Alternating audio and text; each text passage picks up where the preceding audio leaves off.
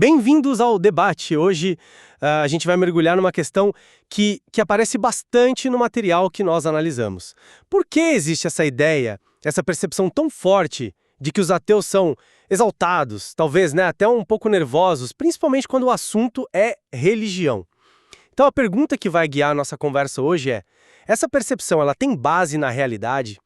E quando essa exaltação é real, ela é uma resposta, digamos, justificável aos problemas que o material aponta?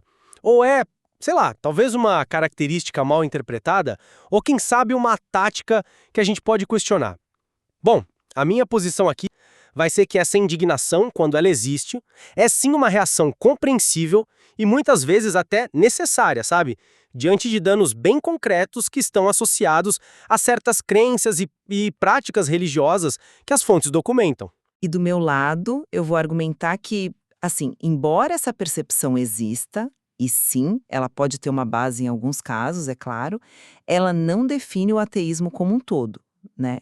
Eu acho que essa imagem pode ser, em parte, uma simplificação. Talvez até uma projeção, sabe? Feita por quem se sente, de alguma forma, desconfortável com a crítica.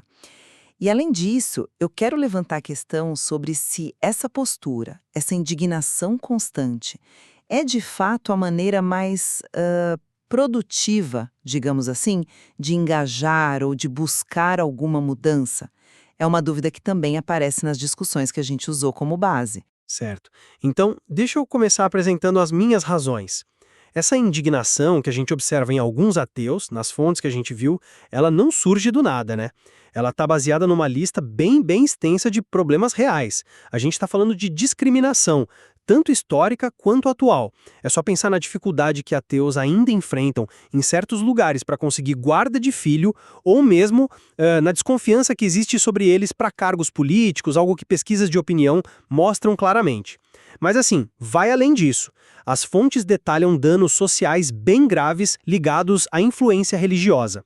Desde, por exemplo, a oposição a medidas de saúde pública, como o uso de preservativos no meio de epidemias como a de AIDS, até a justificação de sistemas que submetem mulheres ou sistemas de castas, a perseguição a minorias como a comunidade LGBTQI+, e até o encobrimento de abusos sexuais dentro de instituições religiosas. E a gente não pode esquecer da violência justificada pela fé, desde o terrorismo do 11 de setembro, até práticas como crimes de honra, mutilação genital, o conflito com a ciência, como no ensino da evolução, também é um ponto que sempre volta. Se a gente adiciona a isso a hipocrisia de certos líderes religiosos e a hostilidade que os ateus enfrentam só por se expressarem, fica bem claro que existem motivos concretos.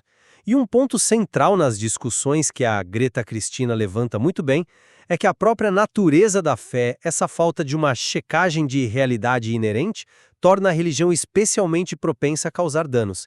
Então, para mim, a indignação não é gratuita. Ela nasce muitas vezes da compaixão pelas vítimas, que frequentemente são os próprios religiosos, e de um senso de justiça diante de danos muito tangíveis. Olha, eu não discordo que esses danos existam, de forma alguma, ou que essa percepção do ateu nervoso seja real. As fontes que a gente analisou deixam isso bem claro. Mas a minha perspectiva, ela tenta buscar um pouco mais de nuance, sabe? Primeiro, essa imagem do ateu raivoso, ela simplesmente não representa todos os ateus. As próprias fontes sugerem essa diversidade. Existe o ateu que adota uma postura mais, digamos, diplomática, ou o que chamam de ateu cultural, que talvez tenha sido criado num contexto religioso, mantém laços familiares, participa de certos rituais como o Natal, mas por razões culturais ou afetivas, sem que isso signifique uma crença literal. Esses ateus coexistem e muitas vezes de forma pacífica. Além disso, essa percepção de raiva, ela nem sempre corresponde à realidade da intenção da pessoa. Às vezes, como o próprio material sugere, a simples afirmação de não acreditar ou uma crítica feita de forma racional, calma, lembra daqueles outdoors, você pode ser bom sem Deus? Isso já é interpretado como uma agressão. E isso me faz pensar. Até que ponto essa percepção não é, na verdade, uma projeção, o desconforto da pessoa religiosa sendo, de certa forma, atribuído ao ateu? E pensando estrategicamente, mesmo que a raiva seja justificada, essa abordagem que soa agressiva para alguns, com zombaria ou confronto direto, será que ela é sempre a melhor tática? Não se corre o risco de fechar portas para o diálogo? Talvez essa abordagem funcione para um certo público, mas não para outro, né? A questão me parece bem mais complexa do que uma simples divisão ateus calmos versus ateus nervosos. Você toca num ponto importante sobre a percepção, sim. Mas vamos focar um instante primeiro na validade da indignação em si e na natureza da religião como as fontes discutem. A base dessa indignação são fatos concretos. Pessoas sendo prejudicadas. E os exemplos são muitos, e são graves, como eu já mencionei, são direitos negados, crianças sendo doutrinadas com medo do inferno, mulheres sendo subjugadas, violência justificada pela fé, a ciência sendo atacada. Aquela análise da Greta Cristina sobre a falta de checagem de realidade na fé, para mim é crucial aqui. Ela argumenta que isso diferencia a religião de outras ideologias.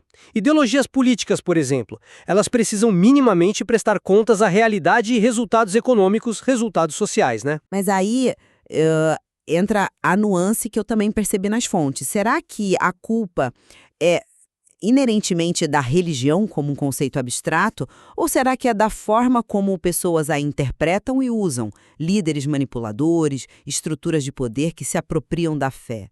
Não seria essa uma visão talvez mais precisa? Culpar a religião como um todo não simplifica demais essa interação que é super complexa entre crença, poder e comportamento humano? Afinal, as fontes também mostram ateus que conseguem navegar essas culturas de uma forma menos conflituosa. Eu entendo essa linha de raciocínio, claro, mas eu vejo um pouco diferente. Sim, a natureza humana, a manipulação, isso existe em todo lugar, com certeza. No entanto, a estrutura da crença religiosa, como descrita nas fontes, ou seja, baseada no inverificável, no sobrenatural, em autoridades que muitas vezes são incontestáveis, como textos sagrados, revelações divinas, essa estrutura parece remover um freio muito importante, um freio que a realidade impõe em outras áreas da vida. Se as recompensas e as punições estão num plano invisível, pós-morte, a capacidade de resistir à correção pelos fatos do mundo real se torna imensa, né? É essa característica, essa vulnerabilidade que parece ser intrínseca à distorção e ao extremismo, sem um teste de realidade efetivo, que as fontes apontam como sendo singularmente perigosa. E que, na minha visão, justifica sim uma crítica mais contundente e, por vezes, indignada. E essa crítica contundente, ela nos leva de volta para a questão da percepção versus a realidade da tal raiva ateísta. Você mesmo concordou que a percepção pode ser injusta. As fontes dão exemplos bem claros. O ateu que simplesmente afirma que existe ou faz uma crítica calma e já é taxado de agressivo. Aquele exemplo dos outdoors, você pode ser bom sem Deus, que causaram tanta fúria, é perfeito para ilustrar isso. Isso não reforça a ideia da projeção? A raiva talvez esteja muito mais no interlocutor, que se sente desafiado, do que no ateu que expressou a ideia, concorda? Sem dúvida, a projeção acontece e o rótulo é aplicado de forma leviana muitas vezes. Mas a gente não pode usar isso para negar que existe uma indignação real e expressa por muitos ateus. E ela não é sem base, ela se ancora naquela lista de danos que as fontes documentam extensivamente. O que me parece mais interessante e que as fontes também sugerem é o duplo padrão que existe aí. Pensa na raiva divina descrita na Bíblia, na fúria de Jesus expulsando os vendilhões do templo, ou mesmo na indignação de religiosos fundamentalistas hoje contra o que eles consideram pecado. Essa raiva religiosa, ela é frequentemente aceita, normalizada, às vezes até elogiada como zelo pela fé. Já a indignação ateísta, mesmo quando ela aponta para danos concretos e evitáveis, é vista como um problema, um defeito do ateu, algo que precisa ser contido. Por que essa diferença de tratamento, né? Esse duplo padrão é uma observação muito pertinente, concordo. Mas mesmo reconhecendo a validade da indignação e a injustiça na percepção, ainda fica a questão da utilidade estratégica. E aqui, as fontes nos oferecem diferentes perspectivas. Se a raiva existe e é justificada, expressá-la abertamente, talvez de uma forma que soe agressiva para algumas pessoas, é a tática mais eficaz. O material discute tanto abordagens mais de confronto, que podem usar o humor ácido, por exemplo, quanto aquelas mais diplomáticas. Será que a primeira abordagem não acaba afastando pessoas que poderiam ser convencidas por um argumento mais calmo? Ou será que cada abordagem tem o seu público e a sua função? Talvez a indignação mobilize quem já está convencido ou revoltado, mas a diplomacia consiga abrir portas com aqueles que estão mais hesitantes. As fontes parecem sugerir que não tem uma resposta única para isso. Mas eu vejo a indignação não só como justificável, mas também como uma ferramenta poderosa e historicamente essencial para a mudança social. As fontes, especialmente nas falas da Greta Christner, fazem essa conexão com outros movimentos por direitos civis, movimento feminista, LGBTQIA+, a raiva contra a injustiça é um combustível, né? Ela tira as pessoas da inércia, da complacência. Esses apelos constantes para que os críticos se acalmem, sejam mais positivos, usem um tom mais amigável, muitas vezes, como é sugerido nas discussões que a gente viu, são tentativas de desarmar a crítica, de manter o status quo. Não se trata de ser agressivo gratuitamente, mas sim de não silenciar uma resposta emocional, que é legítima, diante de problemas reais. As referências a Martin Luther King ou Gandhi nas fontes, elas não negam a raiva. Eles a reconheceram e buscaram canalizá-la de forma construtiva, não violenta, claro, mas ainda assim potente e transformadora. A diplomacia tem o seu valor, com certeza, mas a história mostra que a expressão clara da indignação também é crucial para que a mudança aconteça. É uma defesa forte da indignação como motor, sem dúvida. E talvez, como você mesmo disse, não seja uma questão de ou isso ou aquilo. As fontes que a gente analisou apresentam um espectro de ateus e de abordagens. Talvez a resposta esteja justamente na combinação das estratégias. A argumentação racional para alguns públicos, o humor para outros, a diplomacia em certos contextos e a expressão direta da indignação quando a situação exige ou para mobilizar um certo grupo de pessoas. A própria complexidade do fenômeno do ateísmo, como está retratado nas fontes, talvez peça mesmo essa diversidade de ferramentas, né? Algo que as fontes também ressaltam muito bem. Para quem é essa raiva? Boa parte do que a gente vê não é apenas sobre o ateu que foi individualmente prejudicado. Sim, a discriminação pessoal existe e machuca, claro, mas uma parte enorme dessa indignação que está documentada é, na verdade, altruísta. É uma raiva sentida pelos outros, pelas crianças que são ensinadas a ter medo do inferno, pelas mulheres forçadas à submissão, pelas vítimas de violência cometida em nome de um Deus, sejam elas religiosas ou não, pelas pessoas LGBTQIA+, que são rejeitadas por suas famílias e comunidades, pelos doentes que sofrem por causa de proibições baseadas em dogmas. As fontes sugerem fortemente que essa indignação vem da empatia, da compaixão. Não é sobre o ego ferido do ateu necessariamente, mas sobre um senso de justiça que se preocupa com o bem-estar de todos. Essa dimensão altruísta é inegável e muito bem apontada nas fontes, com certeza. Ao mesmo tempo, pensando naquela figura do ateu cultural que a gente mencionou antes, aquele que mantém laços com o meio religioso, talvez a expressão dessa indignação possa variar. Um ateu que convive diariamente com familiares religiosos de forma mais diplomática, talvez ele module a sua crítica, ou escolha batalhas diferentes daquele que cortou relações ou vive num contexto de confronto mais aberto. A relação pessoal que cada um tem com esse pano de fundo religioso e o tipo de interação social que predomina, se é de conflito direto ou de coexistência negociada, isso não poderia acabar moldando a forma como essa indignação, mesmo que venha da mesma fonte de empatia, se manifesta. As fontes, ao mostrar diferentes perfis de ateus, parecem sugerir essa possibilidade também. Faz sentido, faz sentido.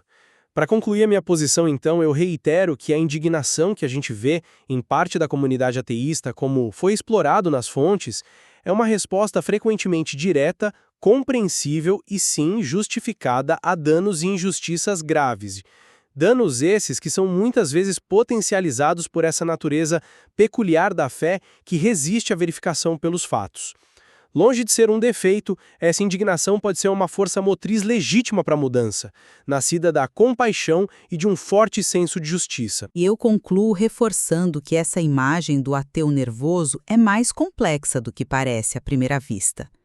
Nem sempre ela reflete a realidade de todos os ateus. A sua utilidade como estratégia é algo bastante discutível, e a própria percepção pode ser muitas vezes distorcida ou até uma projeção. Embora os danos que a gente mencionou sejam reais e muito graves, atribuí-los exclusivamente à religião como um todo e esperar uma resposta uniforme de indignação pode ser uma simplificação excessiva. As fontes nos lembram que existem também a coexistência pacífica, abordagens diplomáticas e uma grande diversidade dentro do próprio ateísmo. Fica claro, então, que essa discussão sobre a raiva ateísta, olhando para o material que a gente analisou, toca em pontos muito sensíveis. Liberdade de expressão, os limites da crítica a sistemas de crença, o papel ambíguo que a religião tem na sociedade e as próprias dinâmicas de como movimentos sociais que desafiam as normas estabelecidas funcionam e são percebidos pelo público em geral. Exatamente. A gente não sai daqui com respostas definitivas, e essa nem era a intenção, né? O valor está em explorar essas tensões, em tentar entender as diferentes perspectivas e as razões por trás delas, assim como as fontes nos convidam a fazer. Esperamos que essa conversa estimule quem nos ouve a continuar pensando sobre essas complexidades e, quem sabe, a explorar mais a fundo o material por conta própria.